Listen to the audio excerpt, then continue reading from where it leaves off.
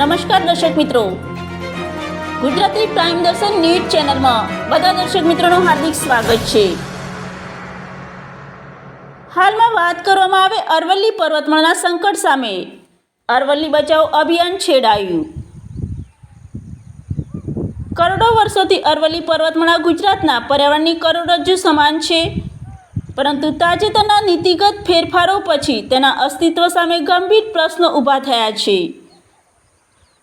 અરવલ્લી પર્વતની નવી વ્યાખ્યા મુજબ 100 મીટર કે તેથી વધુ ઊંચાઈ ધરાવતો ડુંગર જ અરવલ્લી પર્વતની શ્રેણીમાં આવશે તેવા સુપ્રીમ કોર્ટના ચુકાદા પછી સોશિયલ મીડિયામાં અરવલ્લી બચાવ અભિયાન ઉત્તર ગુજરાતમાં છેડાયું છે।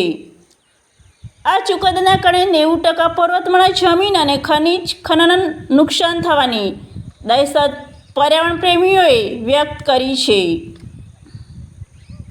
થારના રણને વેગ આપી ફળદ્રુપ જમીનો ઉજ્જળ બનાવતી સાબરમતી સહિતની નદીઓના પાણી સૂકવાય, ગોચરો ગાયબ કરતી આ થોડાક આર્થિક હિતોના વિકાસની નીતિ સામે ઠેર ઠેર અરવલ્લીની પર્વતમાળા બચાવોના અભિયાન વિશે વાદ્યુલ ગ્રામ પંચાયતના સરપંચ શ્રી રાહુલભાઈ ગામેતી શું કહેવા માગે છે તે જાણો।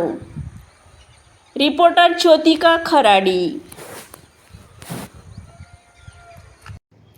હલો મિત્રો, મારું નામ રાહુલ ગામેતી છે।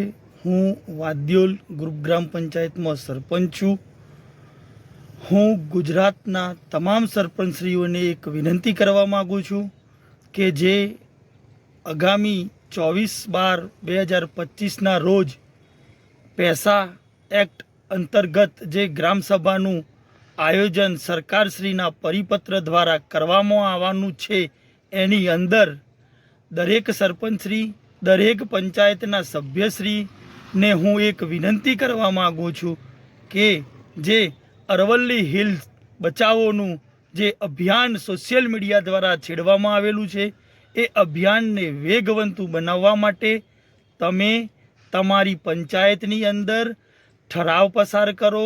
પૈસા એક્ટ અંતર્ગત જે ગ્રામસભા યોજવાની છે અગાઉ 24 તારીખના રોજ, એની અંદર એક ઠરાવ પસાર કરી અને એ ઠરાવ અને દરેક પંચાયતના સરપંચશ્રીઓ